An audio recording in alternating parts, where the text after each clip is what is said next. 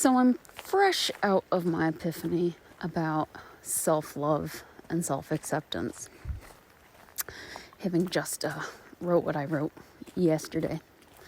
In the grand scheme of things, me talking about timing isn't going to fucking matter because, well, who knows when someone will be listening to this. Anyway, the interesting thing was when I was walking in the forest today, as I do, and thinking about these things, it came to me in a completely cognizant way where I could truly understand the essence of the difference between self-love and self-acceptance and how they actually play off of one another. And it also gets to something that I've kind of been thinking about in the background for a while, something that running taught me, or training for this marathon rather. So I thought, wow, I could just fucking wrap that right up, signed, sealed, and delivered. And since I'm out on a walkabout, I thought it best to talk about it instead of write about it. Plus, I'm kidding. Writing requires more filtering, more energy. So here we go. Here's the thought. Self-acceptance is me recognizing and honoring the fact that I set goals. And that when I don't achieve said goals, I feel like shit. I'm disappointed. That's truly when I get hard on myself. Is I've set this goal, I didn't achieve it, naughty Summer, you're a piece of shit. And I'll usually, spend a good couple weeks thinking about that. No matter how small or insignificant it might seem. If I set out to do something and I did anything less than perfectly fucking not only nail it, but surpass it, I will. I will feel disappointed. I will feel sad. So the reason I was struggling with self-acceptance is because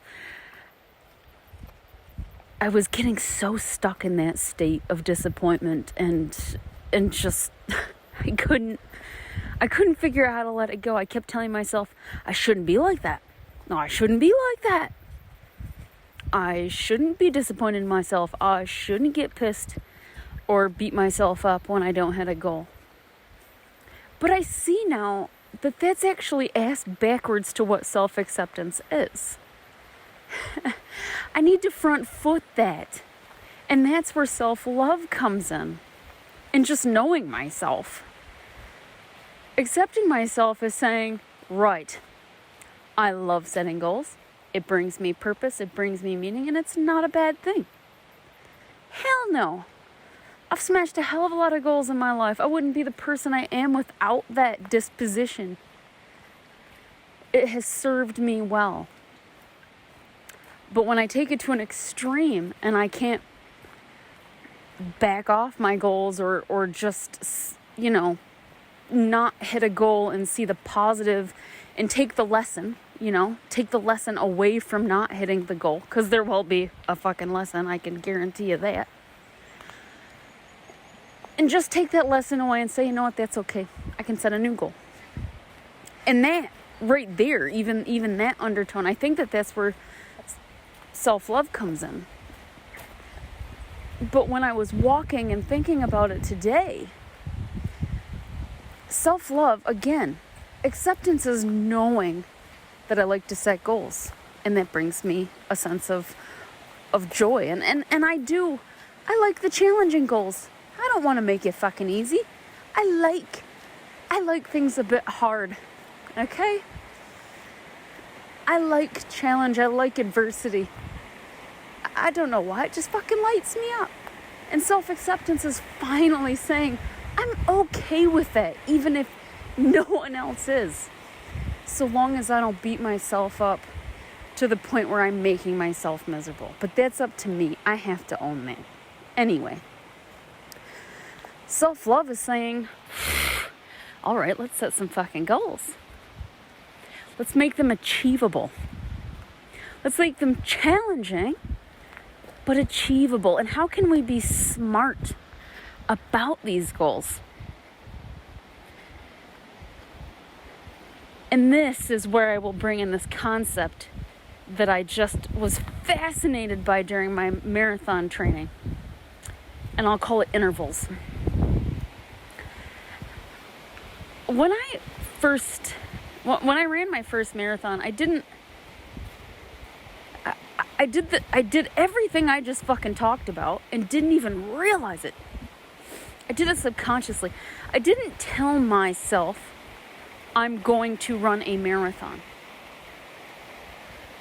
I told myself I would like to run a marathon. Let's see if I can. And basically I just picked a training schedule, and I told myself if I can get to the highest K training run there is over consecutive weeks, then I will register for the marathon. And every week I was astounded. Now, this is for my first marathon. It took me a very long time to run that marathon, and 20 minutes of it was me crying because I hit a wall big time. So I kind of played with this interval kind of concept at that point, but didn't fully understand what I was doing. So then it came time, because if I'm honest, the fact that it took me so long and that I had a fucking freak out during my first marathon, I've wanted to run another one, because I felt confident that I could get my time below 5 hours if I was deliberate and didn't cry and didn't stop and stretch a couple of times.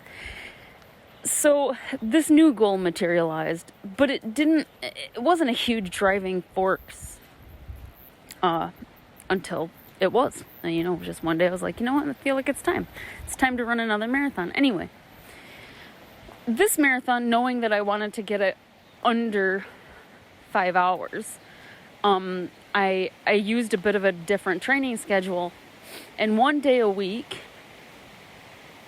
I would do speed intervals to try to, speed builds muscle, rah. I'm sure no one fucking cares about this stuff. Anyway, and that's when I really started to completely understand the concept and the power of interval training. I have never run, and this was just on a treadmill, people. I was fucking training in the wintertime, which is a horrible idea, even in New Zealand, where the winters are nasty US springtimes at best, or at worst, I should say.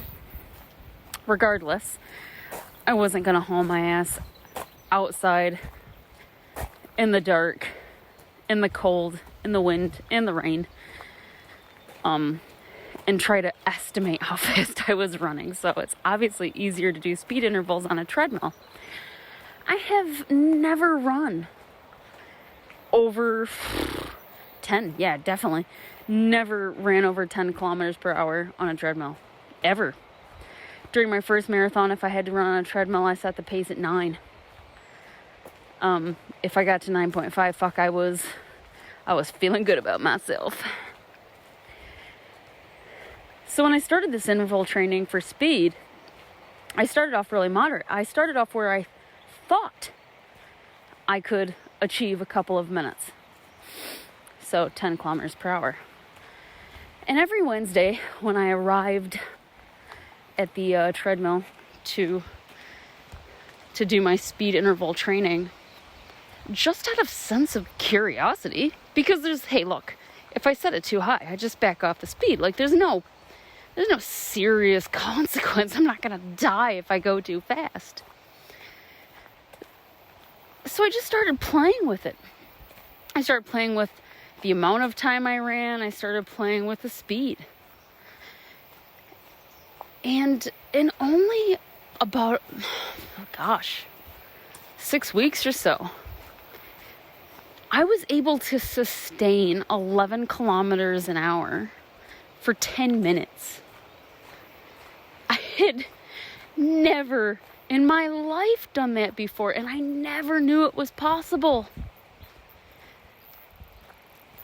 But setting intervals really helps us achieve goals, because I would just say, I'm gonna go up to 10.2 and hit that for 5 minutes, and then I'm gonna back down and rest. And then I'm gonna go up to 10.4. And then I'm gonna go up to 10.6. And I just did that. And every time you hit a tiny goal, it feels really awesome, because you're like, fuck yeah, I did that. And it makes you want to go again. It makes you want to set the next goal a little higher. It feeds into itself. It's a virtuous circle of goal setting. Now, I didn't rock up on the first day and be like, I'm going to smash out 11 kilometers an hour for 10 minutes. I would have died. I would have failed and then never tried it again. Oh, and there it is. If we set our goals too high, too fast, we probably won't get there, and it'll actually scare us off because we failed. Maybe it's just me. It's definitely my personality type, but I know I'm not the only one out there with this personality type, so I'm talking to you people. There's another element here where once upon a time, if you told me I was about to run 16 kilometers on a treadmill, I'd have told you to go fuck yourself. Boring. Would have taken me ages. I usually run on a treadmill at 9 kilometers an hour, 16 kilometers, almost 2 hours on a treadmill. Oh my God. No way. But during my speed interval training, it was completely different. All of a sudden, I was excited. I was like, right, how fucking fast can I run 16 kilometers an hour? Let's do this. And it made the time go by so much faster because I wasn't thinking about 2 hours on a treadmill. I was thinking about 5 minutes at this speed, 10 minutes of, 5 minutes of this speed, 5 minutes of rest, 5 minutes higher speed, 5 minutes rest.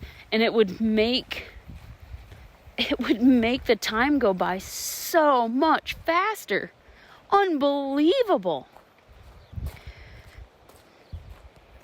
Now, the reason this all dawned on me was because of what I noticed myself telling myself. Yes, when you're self-aware, this is what happens. Whilst I was walking. I'm not gonna lie, I kind of blew out my knee during the Auckland Marathon. I did smash my goal of under 5 hours, but my knee paid the price. So I'm on a bit of a gypsy vacation, away, some time out to just reflect and be by myself. And, my knee's really crook, and I usually, I love walking, obviously, and love tramping. So I was like, yeah, I'm gonna go walk to this tree. It's gonna take 6 hours. But when I'm in retreat mode, I'm very much in a mode of permission. And I didn't tell myself I'm gonna get to the tree, because I love myself enough to know that if I don't get to that stupid fucking tree, sorry tree, you're probably not stupid, but anyway, I'm gonna be disappointed. I'm gonna tell myself I can't eat tonight, because that's something I do, and that's a whole nother kettle of goddamn fish. I'll berate myself for the rest of the day. I won't be able to enjoy my day just because I didn't see this fucking tree. So I did tell myself, we're going to head out on this cruisy little walk. We're going to head in the direction of the tree. And if I don't get there, hey, it's all good. I did this lovely walk anyway. There's no need to push myself today. I just want to see a lovely bit of forest. And fuck, I did. My God, that walk was gorgeous. And I know I did not get to the tree. And guess what I learned about myself? because I didn't get to the tree. It taught me where my boundary was. My knee's crook, and I love my knee. I need my knee. I've got a lot of walks planned this summer. I'm doing 3 great walks this summer. I need my knee recovered and healed. So why would I push myself today? I didn't need to. Needless. Now, I do accept the fact that I like setting goals. I like tramping. I like being active. But I'm not willing to hurt myself in the process. And good Lord, maybe I'm better at this self-love thing than I fucking thought. Because if that's not self-love, I don't know what is. The track was gorgeous to this tree, but it was extremely muddy. I was effectively walking along a stream, in a stream. And there was lots of tree roots, lots of rocks. And I just knew, I can't be doing this with a dodgy knee. So I went as far as I wanted to, and then turned around and finished the rest of the cruisy, beautiful loop walk. And, one of my main mantras in life is don't hate, mitigate. If your plan falls to shit, make a new one. So, because I didn't walk 5 hours this morning, I'm gonna head over to the mighty Te Awamutu and take a look at the rose garden, because I love roses. Absolutely love roses. And I've tried to look at that garden before, but it wasn't in full bloom. So, this will be next level awesome. And it's cruisy, and I get to enjoy something without beating myself up.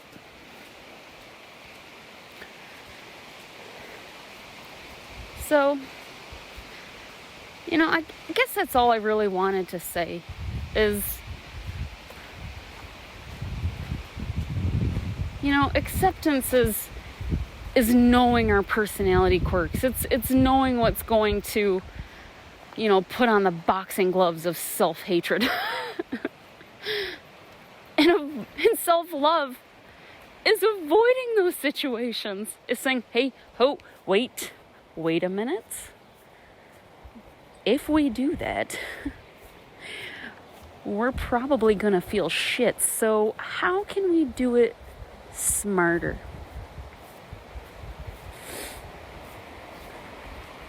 And if everything falls to shit, because it will, because this is life,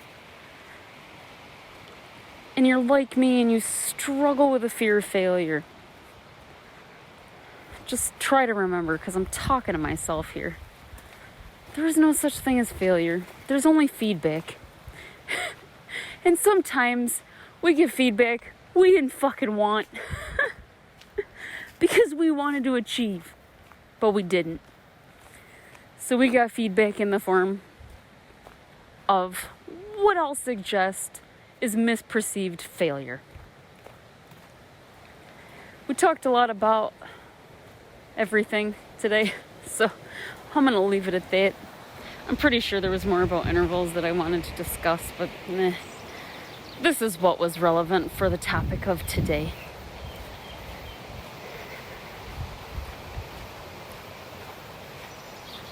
I'm pausing because I'm trying to figure out what to tell people to love themselves, but I don't have any words.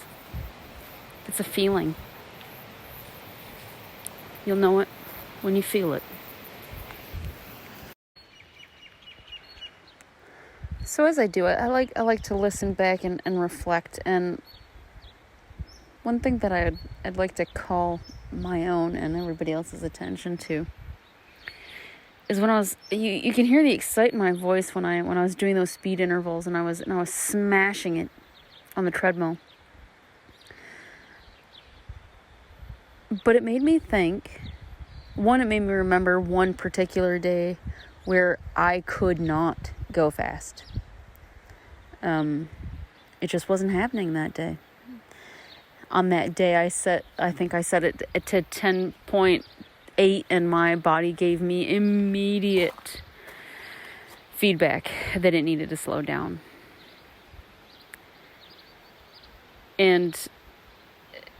it reminds me to add in this element of self-care.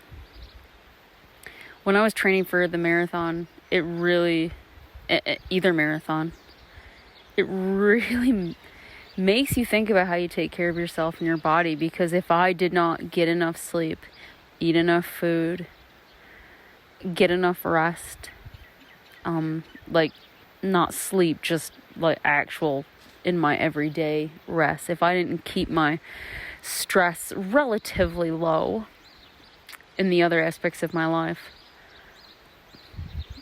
I mean, you can forget about training for a marathon.